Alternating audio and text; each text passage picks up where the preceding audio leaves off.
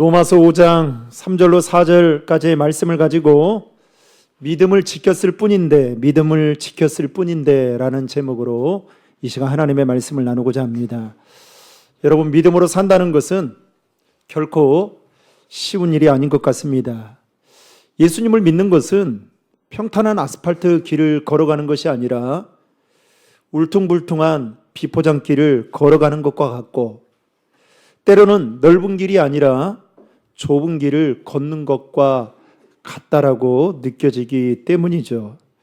그런 점에서 예수님을 믿겠다고 결단하는 것은 어쩌면 편안한 삶을 선택하는 것이 아니라 오히려 힘든 길로 접어 들어서는 것과 같다라고 말할 수 있습니다. 우리가 처음 신앙생활을 시작할 때에는 모든 것이 다 좋아 보입니다. 신앙생활을 처음 시작할 때는 기도하며 응답도 빨리 받고요, 은혜도 쉽게 받아서 마치 천국을 미리 경험하는 것과 같은 느낌을 받게 됩니다. 그래서 교회에 오는 것이 왜 이렇게 기쁜지 몰라요. 그런데 초신자 시절에는 예수 믿는 것이 그다지 어렵거나 힘들다라고 느껴지지 않는데, 문제는 시간이 지나고 믿음이 자라게 되면 신앙생활이 힘들고 어렵다는 것을 알게 됩니다. 기도해도 빨리 응답이 오지 않을 때도 있고, 신앙생활을 하면서 때로는 의도치 않게 오해를 받거나 상처받을 만한 말들을 들을 때가 있습니다. 바로 그때서야 비로소 신앙생활이 힘들고 어렵다는 것을 뼈저리게 느끼게 되죠. 오늘 본문에서 사도 바울은 이신득의, 즉 우리가 믿음으로 의롭다함을 받아 하나님과 화평을 누리고 하나님의 영광을 바라며 해야 한다라고 말하고 있습니다. 여러분, 사실 이것만으로도 우리는 이미 복된 삶을 살기에 충분한 자들입니다. 왜냐하면 믿음으로 말미암아 우리가 의롭게 되지 않았더라면 우리는 아마도 우리가 지은 죄로 인해 마땅히 심판을 받고 형벌을 받아야만 하는 존재이기 때문입니다. 그러나 믿음으로 말미암아 은혜를 받고 그리고 하나님과 화평을 누리게 되는 삶을 살고 있는 것만은 그야말로 감사해야 될 일이고 엄청난 복이라고 말할 수 있는 것입니다.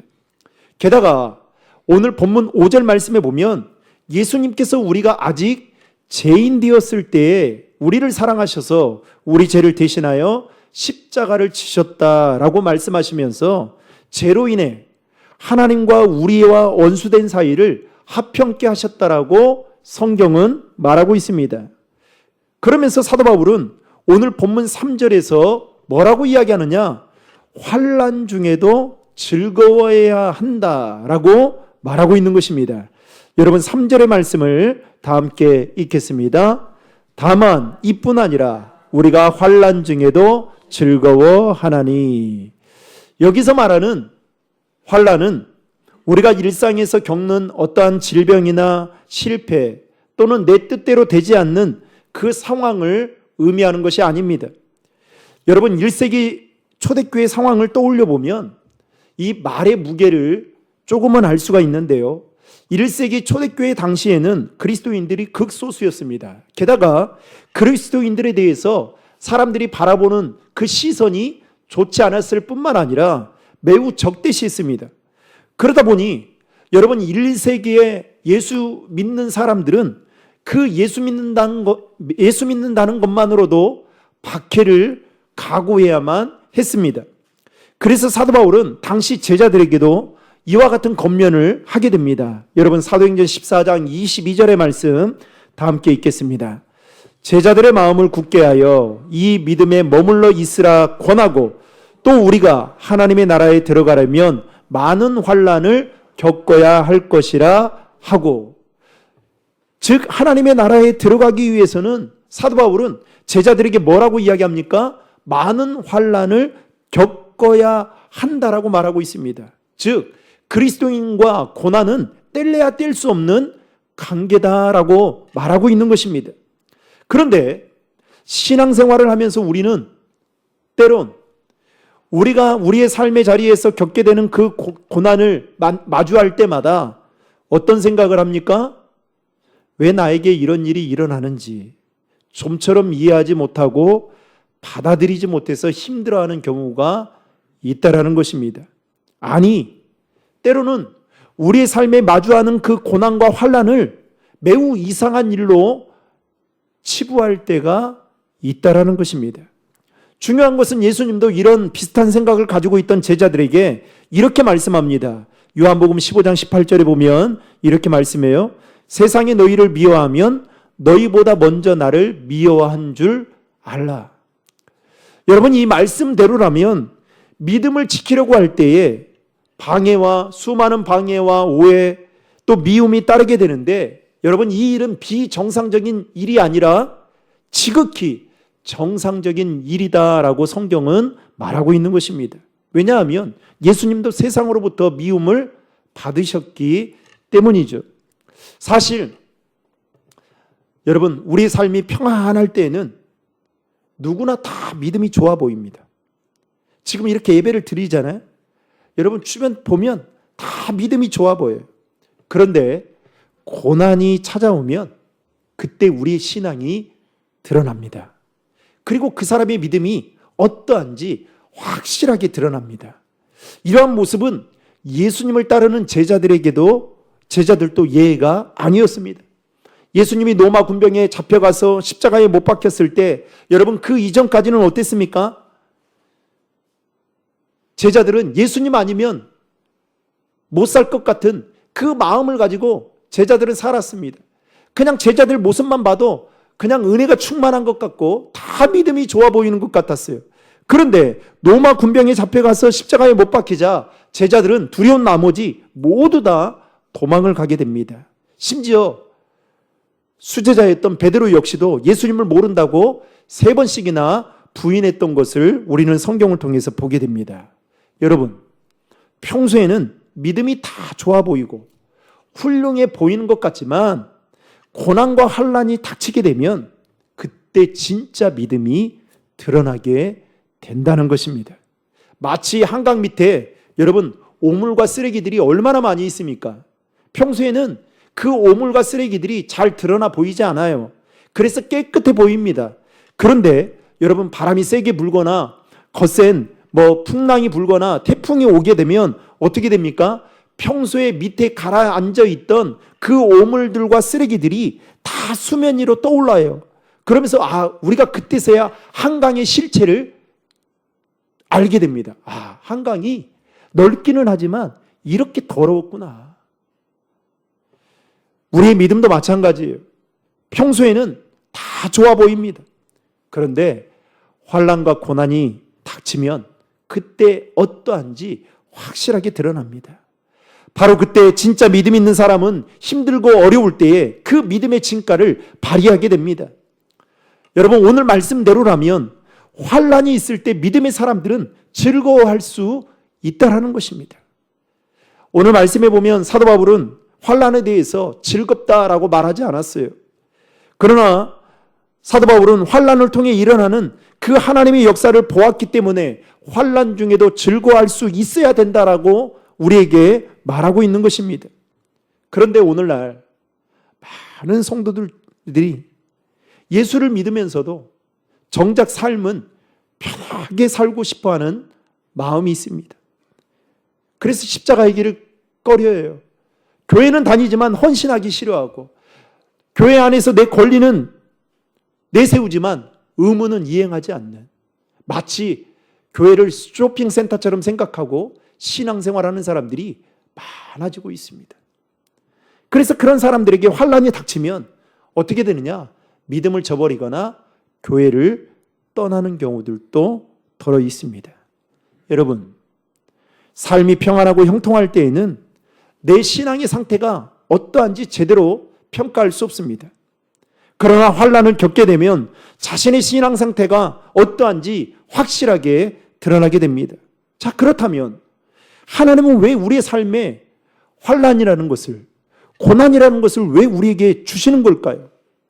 환난은 믿음을 연단하기 때문입니다. 마치 높은 온도의 가마를 지나야만 순수한 도자기가 만들어지듯이 여러분, 믿음이라는 것도 시련을 통해, 환난을 통해, 고난을 통해 정금처럼 순결해지기 때문에 하나님은 우리에게 환난을 주시고 고난을 주신다는 것입니다. 그래서 여러분, 교회도 때로는 너무 평안하잖아요. 그러면 성도들의 신앙이 그냥 그저 그래요. 그런데 교회에 기도할 제목이 생기고 어려움이 생기면 어떻게 되느냐? 여러분, 교회가 불이 붙게 되어 있어요. 가정도 마찬가지입니다. 여러분, 다니엘과 세 친구를 보십시오. 다니엘과 세 친구는 바벨론 왕실의 포로로 끌려갔던 자들이었습니다. 여러분, 포로로 끌려간다는 것이 얼마나 비극적인 일입니까? 비참한 일입니까? 당시 이 바벨론 사람들은 왕의 음식과 그리고 그가 마시는 포도주 등으로 인해 다니엘과 세 친구의 정체성을 흔들려고 했습니다. 그런데 다니엘과 세 친구가 어떻게 합니까? 왕의 음식으로 자기를 더럽히지 않겠다라고 다짐을 하고 결단을 합니다. 그리고 뜻을 정하고 왕의 음식을 먹지를 않습니다. 그리고 채소만 먹게 되죠. 그런데 여러분, 성경은 뭐라고 이야기합니까? 그들의 얼굴이 더욱 아름다웠고 왕의 음식을 먹는 다른 소년들보다 더 빛이 났다라고 성경은 말하고 있습니다.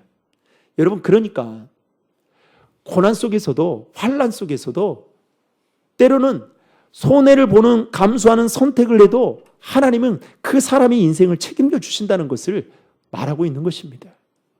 하루는 느부갓네살 왕이 자신이 세운 금신상 앞에 엎드려 절하지 않는 사람은 맹렬히 타는 풀무불에 던져 넣겠다라고 명령합니다. 그리고 누구든지 30일 동안 왕외에 어떤 신이나 사람에게 절을 하면 사자굴에 던져 넣겠다라는 금령을 세우고 그리고 그 조서에 왕의 도장을 찍게 됩니다. 그런데 다니엘과 세 친구가 그 사실을 알면서도 여러분 어떻게 합니까? 하나님을 향한 자신의 믿음을 지키기 위해 풀무불과 사자굴의 이업 앞에서도 타협하지 않았던 것을 우리는 성경을 통해서 보게 됩니다. 인간적으로 보면 여러분, 다니엘과 세 친구는 자신들의 믿음을 지키는 선택이 매우 위험해 보였지만, 매우 손해보는 것 같아 보였지만, 여러분, 놀랍게도 하나님은 다니엘과 세 친구와 함께 하셨고, 그리고 환난 속에서도 그들의 믿음이 더욱 빛나도록 그들을 높여 주셨다는 것입니다. 여러분, 오늘날도 마찬가지예요. 신앙생활을 하다 보면 억울하고 마음 상하는 일들을 많이 겪게 됩니다. 그래서 교회를 떠나고 싶은 마음이 생기기도 하고, 그리고 사람들 만나는 것을 꺼려 하기도 하죠. 그런데 여러분, 그때 아십시오. 바로 그때가 내 믿음이 자라나는, 성숙하는, 성장하는 시간이에요. 좀 더 노골적으로 말하면 삶의 어려움을 겪을 때에 자신의 믿음이 어떠한가를 제대로 볼 수 있는 시간들이라는 것입니다. 여러분, 나무는 세월의 흐름에 따라 결을 만든다고 합니다. 나무의 결이 깊으면 깊을수록 더 튼튼해지고 단단해지는 것처럼 여러분, 어떠한 풍파 속에서도 그래서 견뎌내는 것입니다. 마찬가지로 우리의 믿음도 고난을 통해서, 환난을 통해서, 시련을 통해서 더 단련되어지는 것입니다. 중요한 것은 환난과 고난과 시련을 견뎌내는 것을 통해 우리의 믿음의 상태를 알 수가 있다라는 것이죠. 그래서 사도 바울은 오늘 본문에서 환난 중에도 즐거워해야 한다. 그러면서 즐거워할 수 있는 그 비결에 대해서 이렇게 말하고 있습니다. 즉, 환난 속에서도 즐거워할 수 있는 그 비결은 바로 환난의 목적, 환난의 이유, 고난의 목적과 그 이유를 알 때에 즐거워할 수 있다라고 성경은 말하고 있습니다. 예를 들면 여러분, 운동선수들은 올림픽에 출전하기 위해서 금메달이라는 것을 지금 획득하기 위해 고단 훈련을 견딥니다. 또 산모는요, 새 생명을 위해 10개월 동안에 산모로서 겪어야 될 그 모든 힘든 것과 그리고 산통을 참고 또 참으며 견뎌냅니다. 감기가 걸렸는데도 그 약을 못 먹잖아요. 왜요? 혹여나 아이에게 피해를 줄까 봐. 그러면서 그렇게 힘들고 견뎌냅니다. 여러분 왜 그렇습니까? 산통을 겪지 않으면 새 생명을 낳을 수 없다라는 그 이유와 목적을 산모는 알고 있기 때문에 감당하는 것입니다. 마찬가지로 신앙생활을 하는 우리는 장래에 주어질 영광이 여러분 있다라는 그 목적을 알고 현재의 고난을 견뎌내야만 한다라는 것입니다. 아니 환난 중에서도 즐거워할 수 있어야 한다라는 거죠. 여러분 그래서 저는 우리 교인들이 참 자랑스러워요. 왜냐? 제가 인근에 있는 교회 목사님 이야기를 들어도요. 요즘은 교회 안에 봉사자들이 없어서 난리답니다. 돈은 있는데 봉사자가 없는 거예요. 그래가지고 끙끙 앓고 있어요. 그런데 우리 교인들은 식사도 그렇고 교회 청소도 그렇고 요즘에는 이 교회 청소하는데 우리 청년들 작년부터 청년들과 우리 사랑국 식구들끼리 다 붙어가지고 그렇게 지금 하고 있지 않습니까? 그러면서 연말이 되면 항상 제 마음속에 이분들이 그 수고한 거에 대한 이 감사의 보답을 교회가 해야 되는데 그러면서 항상 제 마음속에 확신하고 있는 것 중에 하나는 바로 이겁니다. 하나님이 이들의 수고를 결코 헛되지 않고 좋은 것으로 좋은 상급으로 좋은 면류관으로 갚아주실 것이다. 저는 이 믿음이 있어요. 여러분 그래서 때로는 신앙생활하는 것이 때로는 우리의 수고와 헌신이 따를지라도 때로는 그 헌신과 수고에 때로는 오해받는 일을 당할지라도 그 가운데서 우리가 환난 중에서도 여러분 즐거워할 수 있는 것은 주님이 오시는 그날 저와 여러분들에게 주어질 그 세상의 어떠한 것과도 비교될 수 없는 좋기 영광스러운 그 멸류관이 있다라는 것을 우리가 알기에 현재의 고난을 견뎌내야만 한다라는 것입니다. 특별히 오늘 본문에서 사도 바울이 즐거워한다라고 한 이 말 속에는 자랑한다라는 의미가 담겨져 있습니다. 언어에 보니까 환난을 특권으로 여긴다라는 말이 포함되어 있는 것을 확인할 수 있었습니다. 왜냐하면 여러분 그 환난이 그리스도의 고난에 참여하는 길로 나아가는 과정이기 때문에 그렇습니다. 여러분 이 땅에서 믿음으로 사는 길은 그야말로 힘들고 어렵습니다. 그 길에는 그러나 세상이 알 수 없는 그 기쁨과 은혜가 있습니다. 우리가 꼭 기억해야 할 것은 예수님과 함께 고난을 겪는 사람은 절대로 혼자가 아니라는 것입니다. 사도행전 7장에 보면 스데반 집사가 설교를 했을 때에 사람들이 그를 성 밖으로 내치면서 돌로 쳤습니다. 이때 스데반 집사가 여러분 영안의 눈이 열렸어요. 어떤 것을 바라보게 되느냐? 자, 사도행전 7장 55절과 56절의 말씀 다 함께 읽겠습니다. 스데반이 성령 충만하여 하늘을 우러러 주목하여 하나님의 영광과 및 예수께서 하나님 우편에 서신 것을 보고 말하되 보라 하늘이 열리고 인자가 하나님 우편에 서신 것을 보노라 한데.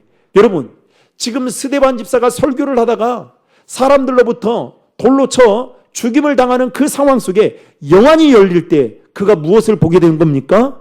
하나님의 영광과 예수께서 하나님 우편에 서신 것을 보시고 그리고 인자가 하나님 우편에 서신 것을 또 보았다라고 성경은 말하고 있습니다. 여러분 이것은 수십만 명의 청중이 응원하는 것과 비교가 되지 않는 엄청난 영광스러운 은혜인 것입니다. 스데반 집사는 자신이 당하는 그 환난 가운데서도 예수님께서 하나님 우편에 서시고 그래서 우리가 사도신경 할 때 그렇게 하잖아요. 또 자신과 함께 하시는 그 하나님을 그는 보았다라는 것입니다. 그러기에 스데반 집사는 그 고난을, 그 환난을, 그 시련을, 그 핍박을, 그 박해를 기꺼이 감당할 수 있었던 것입니다. 그렇다면 우리는 고난을 어떻게 생각하고 여러분 어떻게 바라보아야 할까요? 일반적으로 많은 사람들은 고난을 부정적으로 생각합니다. 고난을 불행이나 저주로 여깁니다. 반대로 고난을 겪지 않는 삶에 대해 행복이라고 생각합니다.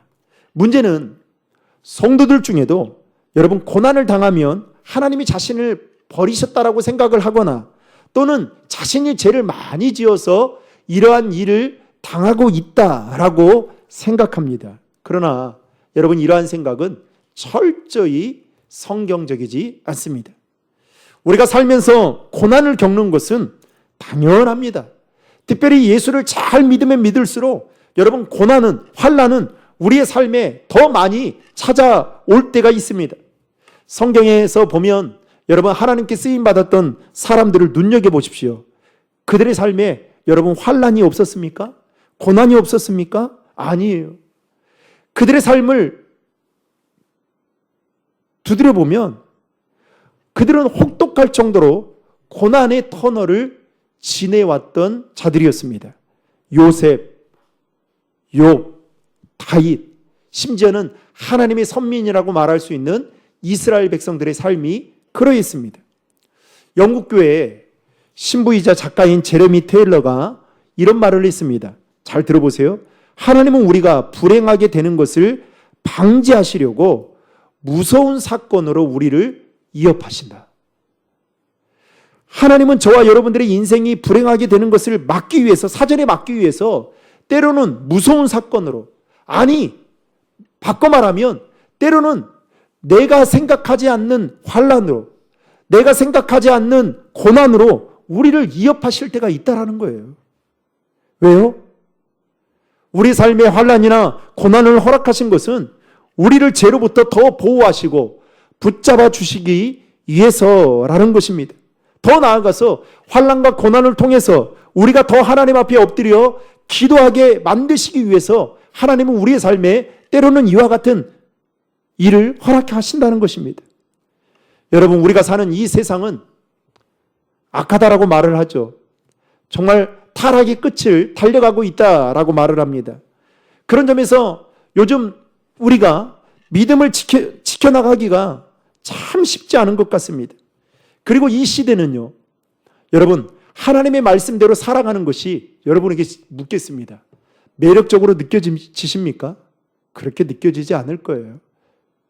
말씀 읽고 사는 거 너무 시대에 뒤떨어진 발상이다. 그래서 말씀 읽지 않는 거예요. 말씀 가까이 하지 않는 겁니다. 더욱이 이 세상은 여러분 전쟁터와 같어요. 그래서 올바르게 신앙생활하는 게 얼마나 힘이 드는지 모릅니다. 그런데 예수 믿는 우리가 고난을 겪고 있는 것은 여러분 어떤 의미에서 보면 믿음으로 살고 있다라는 증거이기도 합니다. 예수 믿는다는 이유로 사람들에게 미움을 받고 있다라고 한다면, 내 삶의 손해를 보고 있다라고 한다면 여러분 그게 예수 믿는 증거예요. 힘들더라도 그 속에서 즐거워하고 기뻐하는 자가 되어야 한다라는 겁니다. 여러분에게 묻겠습니다. 여러분, 예수 믿으면 다 건강해야 됩니까? 예수 믿으면 다 100살까지 살아야 됩니까? 예수 믿으면 다 잘 먹고 잘 살아야 됩니까? 여러분, 그러면 그렇게 하지 않으면 여러분 어떻게 해석하시겠습니까? 그것을 어떻게 여러분 받아들이고 여러분 그 가운데에서 어떻게 예수님을 믿으시겠습니까? 나는 믿음을 지켰을 뿐인데 내 삶에 찾아온 환난과 고난은 더 많아요. 여러분 이것을 어떻게 해석해 나가겠냐고요. 요셉이 여러분 꿈을 꾸고 싶어서 꿈을 꿨습니까? 아니죠. 하나님이 그에게 꿈을 주셨어요. 근데 그 꿈 때문에 요셉의 그 삶이 어떻게 됐습니까? 형들로부터 철저하게 버림을 받잖아요. 인신매매 당한 겁니다. 그러면 우리 같으면 어떻게 생각하겠어요? 하나님, 이거 제가 원해서 꾼 꿈입니까? 하나님이 저에게 꿈을 주시지 않았습니까? 그래서 저는 꿈을 자랑한 것 뿐이에요. 근데 왜 제 삶을 이런 환난을, 이런 시련을 겪게 만드신 겁니까? 그리고 어떻게 해요? 형들 만났을 때 여러분 인간적인 마음이 있었다면 어떻게 했겠어요? 아마 작사를 했겠죠. 아장냈을 거예요. 아마 형들 이 땅에 살지 못하도록 그렇게 했을 겁니다. 그런데 여러분, 뭐라고 이야기합니까? 형들이 막 두려워 떨잖아요. 그때 뭐라고 합니까? 나를 이곳에 보낸 것이 하나님이시다고 하잖아요. 여러분, 이 말을 바꿔 말하면, 오늘 말씀의 제목처럼 바꿔 말하면, 나는 믿음을 지켰을 뿐인데 하나님의 환난을 주시고 고난을 주신 거, 그래서 나는 그렇게 믿음을 지켰다는 거예요. 여러분, 이게 쉽지 않은 겁니다. 이렇게 살아간다는 거 결코 쉽지 않아요. 기독교 역사를 보면 여러분, 수많은 환난과 시련, 핍박 속에서도 교회가 무너지지 않을 수 있었던 것은 여러분, 환난 중에도 즐거워했기 때문입니다. 그래서 믿음의 조상들은 환난당하는 것을 매우 자랑스럽게 여겼습니다. 오늘 본문에도 보면 사도 바울은 자신이 환난을 겪는 그 이유를 분명하게 말하고 있어요. 알고 있었어요. 그래서 그는 환난 중에도 즐거워해야 한다라고 말하고 있는 것입니다. 여러분, 구약 욥기서 말씀을 보면 욥은요, 처음에 자신이 왜 고난을 겪는지 알지 못했어요. 그러기에 욥은 자신이 당하고 있는 그 고통이 얼마나 크게 느껴졌을지 모릅니다. 아니, 하나님이 야속하게 느껴졌겠죠. 그런데 시간이 지나면서 욥은 자신이 당하는 그 고난에 대한 이유와 목적을 알게 됐습니다. 그러자 하나님을 원망하지 않고 자신의 흔들리는 믿음을 굳건하게 잘 지켜갈 수 있었던 것입니다. 만약에 환난에 대한, 고난에 대한 그 이유와 목적을 알지 못했다면 욥은 자기 아내처럼 하나님을 원망하고 저주하고 같이 손잡고 떠났겠죠. 사랑하는 성도 여러분, 우리도 고난을 겪을 때 처한 상황에만 몰두해서는 안 됩니다. 환난이나 고난 자체에 주목하게 되면 여러분, 믿음을 제대로 지켜나갈 수 없어요. 내가 지금 앓고 있는 이 병에 대해서 하나님보다 여러분 더 거기에 주목하게 되면 스트레스 엄청 받아요. 내 직장 가운데 여러분 어려움이 있으신 분이 있잖아요. 여러분, 직장에만 주목하면 어떻게 돼요? 그 직장 나가는 그 발걸음이 천근만근이에요.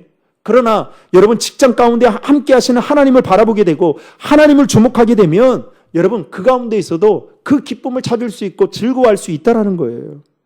믿음의 사람들은 고난을 겪을 때 무엇 때문에 고난을 겪는지 생각했던 자들이었습니다.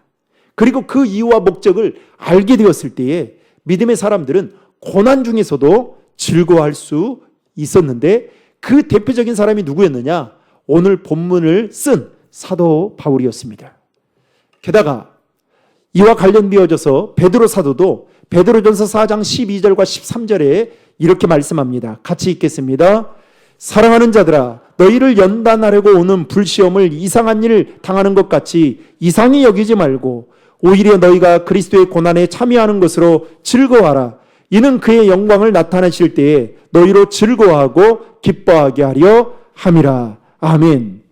베드로 사도 역시도 우리의 삶에 당하는 고난을 뭐 하지 말라고요? 이상하게 여기지 말라고 말하고 있습니다. 왜요? 그것은 우리의 믿음을 더 연단하기 위한 불시험과 같은 것이다 라고 말하고 있는 것이죠. 그러면서 베드로 사도도 그리스도의 고난에 참여하는 것을 뭐 하라고요?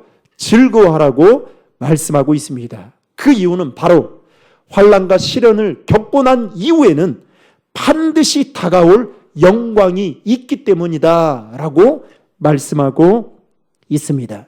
이제 말씀을 맺겠습니다. 사랑하는 신도림 중앙의 성도 여러분, 우리가 사는 이 세상 속에서 경험하는 환난은, 고난은 결코 작지 않습니다. 특별히 요즘과 같은 이 시대에 환난과 고난 속에서도 흔들리지 않고 믿음을 지켜내며 산다는 것은 그야말로 평평한 아스팔트 길이 아니라 울퉁불퉁한 비포장 도로와도 같습니다. 그래서 환난 속에서도 즐거워하거나 기뻐하는 일이 힘들어 보일 수 있겠지만 오늘 사도 바울은 믿음의 사람들을 향해 환난 중에도 즐거워하고 기뻐하라고 말하고 있습니다. 사랑하는 성도 여러분, 바라기는 예수를 믿어도 우리의 삶에 큰 환난과 고난이 찾아온다라는 것입니다. 그러나 여러분, 이 사실만 꼭 기억하십시오. 저와 여러분들이 죄로 인해서 하나님과 원수가 된 저와 여러분들이 믿음으로 말미암아 의롭게 되어 이제는 하나님과 화평을 나누는, 여러분, 하나님과의 관계를 맺는 복된 사람이 되었다는 것만으로도 여러분, 우리는 이미 충분히 엄청난 복을 누리며 살아가고 있다라는 것입니다. 바라기는 이 사실만을 기억하고, 그리고 우리의 믿음을 지켜냈을 때에 장차 주님이 오시는 그 날에 우리의 삶에 주어질 그 영광이 세상의 어떠한 것보다도 좋게 비교가 될 수 없다라는 사실을 기억하고, 현재의 고난 속에서도, 현재의 환난 속에서도 여러분 즐거워하고 기뻐하며 믿음으로 잘 감당해 나갈 수 있는 우리 신도림 중앙의 모든 성도님들 되시기를 주님의 이름으로 축복합니다.